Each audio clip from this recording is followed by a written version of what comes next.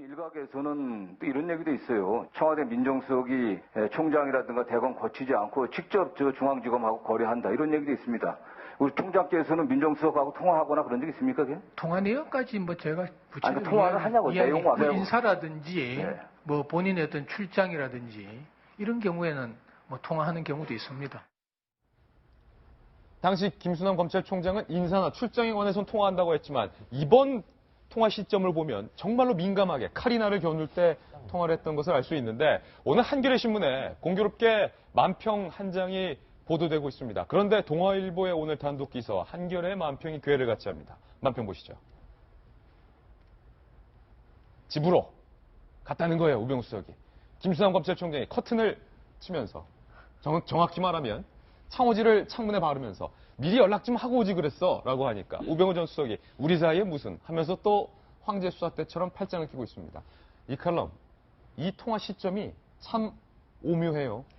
그렇죠. 아니, 기본적으로 민정수석실은 그 법무부 장관이나 혹은 검찰총장과 수시로 전화를 할 수 있습니다. 뭐 상황이 어떻게 돌아가는지 그 민정수석실에 뭐 그게 뭐 법적으로 규정된 이런 건 아니지만 사실상 관례적으로 그렇게 많이 해왔던 걸로 알고 있습니다. 예. 다만 그 뭐 대검이나 법무부 장관, 뭐 검찰총장까지는 통화할 수 있지만 그 밑에 있는 일선 검사들이나 이런 사람들과 통화하는 거는 사실상 직권 남용, 압력으로 받아들여져서요. 굉장히 그 금기시하는 걸로 알려져 있죠. 그래서 예. 대표적으로 문제가 됐던 게 세월호 수사 때 당시 광주지검 측의 검사한테 전화를 해서 지금 압수수색 영장 뭐 문제가 있으니까 거기 뭐 압수수색하지 말아라 뭐 이런 식으로 압력을 행사했다라는 의혹이 있지 않습니까? 이제 바로 그런 부분을 묻는 건데요.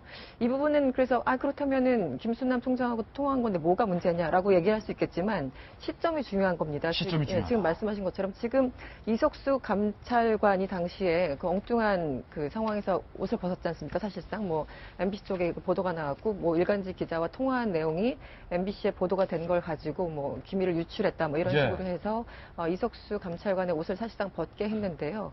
본인과 관련된 수사가 있을 때 계속 세 차례에 걸쳐서 저렇게 10분, 20분씩 그 검찰총장과 통화를 했다라는 거는 상당히 좀 문제가 있다고 보고요. 문제가 있다. 네, 왜냐하면 내 문제가 아니라 다른 문제라면 전화를 할 수 있다고 봅니다. 근데 본인 문제와 관련해서 굉장히 민감할 때 그리고 실제 그 우병우 전 민정수석과 이석수 감찰관을 그 같이 수사했던 그 특별수사팀이 발족했던 그 당일날 전화를 한다던가 이런 식으로 해서 사실상 그쪽에 압력을 행사하려고 했던 것은 아닌가 이런 의혹을 충분히 가질 수밖에 없고요. 10월 25일 날은 좀 독특한 날이긴 하죠. 왜냐하면 그 전날 태블릿 PC 보도가 처음 나왔고 10월 25일 날은 바로 그 보도 때문에 다음날 박근혜 대통령이 제1차 대국민 담화를 한 날입니다. 그렇기 때문에 뭔가 거기에 대해서 좀 알아볼 수 있었다고 생각하는데 저는 가장 문제가 되는 시점은 지금 8월 저렇게 세 차례에 걸쳐서 장시간 통화를 한 것은 여러 가지 의혹을 살 수 있는 부분이라고 생각을 합니다. 지금 우병우 전 수석에 대한 구속영장도 법원에서 기각이 됐는데 혹시 우 전 수석 입장에서는 이렇게 변명할 수도 있겠어요. 김광도 전 부장. 아니 민정수석이 검찰총장이랑 통화하는 건 민정수석의 업무인데 뭐 그러나. 그리고 실제 전화로 그냥 검찰 안부만 물었을 거다. 뭐 실제로 우병우 전 수석이 김수남 검찰총장에 전화해서 김 총장 잘 지내시지요? 이번에 특별수사팀 만들었더군요. 오늘 시작이지요? 아주 잘 보고 있습니다. 하고 전화 끊어도 받는 검찰총장 입장에서는 대단한 압박 아닙니까? 그러니까 전화를 할 수는 있어요. 민정수석이 사실은 이제 사정기관의 책임자들하고 밑에 일선 수사관들하고 통화하는 거는 안 되는 거고요. 그건 수사에 직접 개입하는 거니까. 법무부 장관이라든가 검찰총장이라든가 사정기관의 수장들하고 통화를 할 수 있는데 바로 그러면 아까도 얘기했지만 검찰총장이 얘기했지만 인사 문제라든가 이런 총괄적인 문제 이런 거에 대해서 큰 틀의 협의를 할 수는 있는데 근데 문제는 이 전화하는 게 단순한 안부 전화가 아니라 대전화한 시간이 보면은 10분에서 20분 사이 아닙니까? 그래서 뭐 간단하게 무슨 안부 전화하는 게 아니라 아까 말했지만은 전화한 시기와 그 내용이 문제인데 내용은 이제 통화 내역은 안 나오죠. 내용은. 그러나 시기상으로 자신의 이 의혹과 관련된 문제 그리고 최순실 국정농단과 관련된 중요한 시점에 이루어졌기 때문에 압박이다 이건. 당연히 그런 수사 개입의 의혹이 나올 수 있는 건데 좀 우스갯소리 하나 하자면 그나마 다행인 거는 이걸 특검이 밝혀내지 않았습니까? 근데 이 청와대에서 요즘에 차명폰, 대포폰을 그렇게 많이 썼다는데. 그렇죠. 그리고 대포폰을 안 쓰고 실제 그 우병우 수석이 공식 전화로 썼다 이런 민감한 문제를 다룰 때. 대포폰 안 쓴 게 그나마 다행이다. 그나마 이영선 행정관이 한 70개나 마련했다는데. 그렇게 했다는데. 민정수석이 아마 대포폰이나 차명폰 썼으면 그거 자체가 바로 사법적으로 걸리는 사항이 될 수 있지 않겠습니까? 어떻든 이런 시점이라든가 내용상으로 볼 때 상당히 문제가 있을 수 있다 이렇게 생각이 됩니다. 요는 윤태호 실장님, 우병우 민정수석이 민정수석으로서의 어떤 지위와 권한을 이용하여 본인에 대한 검찰 수사를 무마시켰다. 뭐 이런 의혹 아니겠습니까? 그러니까 뭐 무슨 내용으로 이야기하는지 우리는 알 수가 없죠. 근데 이제 두 가지 지적하고 싶은 건요. 관행적으로 검찰총장하고 민정수석이 통화를 하긴 하지만 그래도 잘못된 겁니다. 잘못된 거다. 법에도 어긋난 거예요. 불법이라고 할 수는 없겠지만은 조금 이제 탈법적인 게 왜냐하면은 우리는 이미 법에 대통령은 법무부 장관을 통해 가지고 검찰총장에 대한 지휘권을 행사할 수 있습니다. 그러면 이제 민정수석은 대통령의 참모이기 때문에 대통령의 권한의 일부를 위임받아서 하는 거거든요. 법무부 장관 나아가서는 이제 법무부 검찰국장 거기도 이제 검사장급의 현직 검사가 파견돼 나가 있는데 그분이 우병우 수석하고 또 친한 분이에요. 안태근 국장이라고. 그렇군요. 뭐 그렇게 하면은 되는 거예요. 근데 민정수석이 검찰총장하고 그다음에 서울중앙지검장하고 통화를 했다?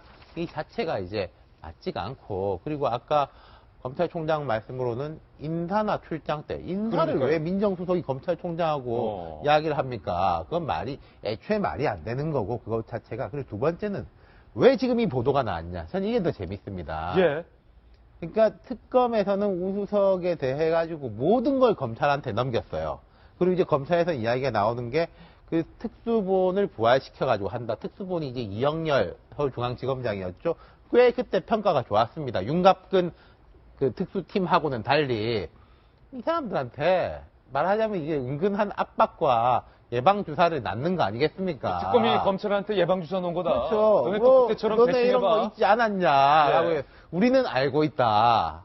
니들이 이제 잘하는지 잘하지 않는지 계속 팔짱 끼고 보고 있을 거다. 우리는 무대를 떠나지만. 그렇죠. 계속 그리고 이제 지켜보겠다. 지금 특검이 어느 정도의 예. 차이를 가지고 있는지 사실 검찰도 100%는 모르거든요. 예. 그러면은 우리가 수사를 어느 정도 하지 못하면 쟤네가 또 이거 조금씩 까고 이럴 수 있는데라는 것에 대한 두려움을 계속 심어주는 이제 두뇌 싸움인 거죠. 두뇌 싸움인 거다. 만약에 김병민 의원님 뭐 이런 식인 거죠.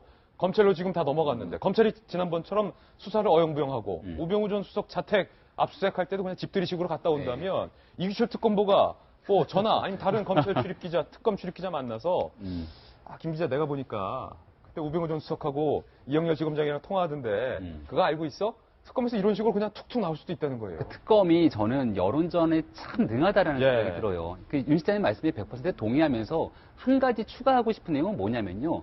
특검이 결국은 우병우 전 수석을 기소했습니까? 안 했습니까?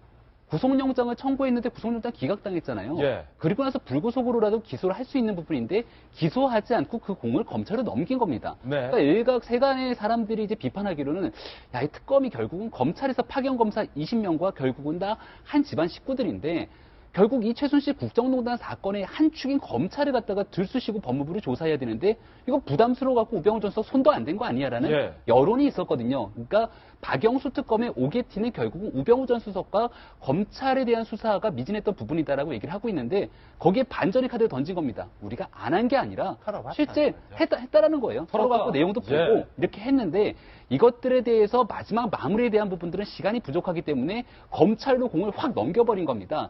그러니까 결국은 특검에 대해서 약간 비판적인 생각을 갖고 있던 사람들도 이 내용을 보게 되면 하긴 했구나. 그리고 마지막으로 결국 검찰에 엄청난 압박을 줬기 때문에 그 굉장한 부담감은 검찰이 예. 다 떠안으면서 이걸 못하게 되면은 특검이 자락을 깔아놨는데 결국은 제 식구 감싸기로 이 수사를 마무리하지 못한 검찰에 대한 공이 딱 넘어가게 되는 거죠. 예. 결과론적으로 여론전에 굉장히 능한 특검의 술수라고 하기는 좀 뭐하지만 전략이다. 뭔가 전략을 보여주는 거다 저는 제 이렇게 생각엔, 생각합니다. 개인적인 생각엔 박영수 특검이 오늘 돌직구쇼 방송 끝나고 특수본에게 전화 걸 것 같아요, 검찰에. 오늘 아침에 돌직구쇼 봤어? 동아일보일면 봤어? 잘해라, 니들. 검찰이 우수석 제대로 수사 안 할 수 없겠군요. 그러니까 우리 돌직구가 예. 하는 게 이런 쇼가 하는 게 이런 그 뉴스에 대한 이면을 보여주는 겁니다.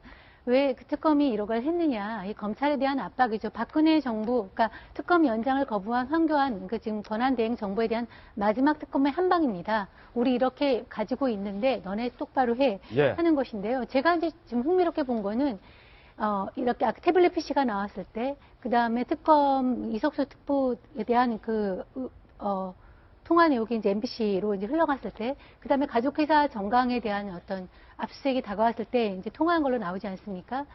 근데 여기 보면 특검이 오늘 기사에 보면 이게 청와대 관계자를 소환했을 때 예. 이런 것이 나왔다. 그리고 나서 통화기록 맞춰보니까 이렇게 통화가 됐는데 다음날 우수석이 내가 보니까 태블릿 PC가 검찰에 압수해 있는데 청와대 대통령 말씀 자료가 있다. 이런 얘기를 했다고 하지 않습니까? 청와대 관계자가 누굴까? 저는 안종범 수석이나 조윤선 수석의 가능성이 있다고 생각해요. 이거에 대해서는. 가까이에 있는 특검과 왜냐하면 네. 이거는 그 민정수석실 내부에서 누군가 하지 않았으면은 그 수석 회의에서 얘기를 했으면 그걸 본 사람들이 얘기를 했을 거거든요. 그러니까 지금 이 사람들이 검찰 특검에 속도하면서 알고 보니까 우수석이 이런 식으로 했다는 거를 발표를 얘기를 했고 그것이 나중에 통화 기록과 맞춰져서 이런 보도가 나오지 않았는가 그런 생각이 들었습니다. 안종범 전 수석 화이팅이네요. 그러면. 모르죠. 진지하게 한마디 하고 다음 주제로 넘어가겠습니다. 김순환 검찰총장은 현직 검찰의 장입니다. 검찰총장이 왜 민감한 시기 때마다 우병우 전 수석과 통화를 했는지 그 이유 제대로 밝히십시오. 지난번 때처럼 인사나 출장 때 통화할 수 있다는 식으로 어물쩡 넘어가려 해선 안 될 것 같습니다. 정말로 깨끗하고 정정당당하다면 검찰총장이 이 통화에 대한 해명도 우병우 전 수석에 대한 수사로 입증해야 할 것 같습니다.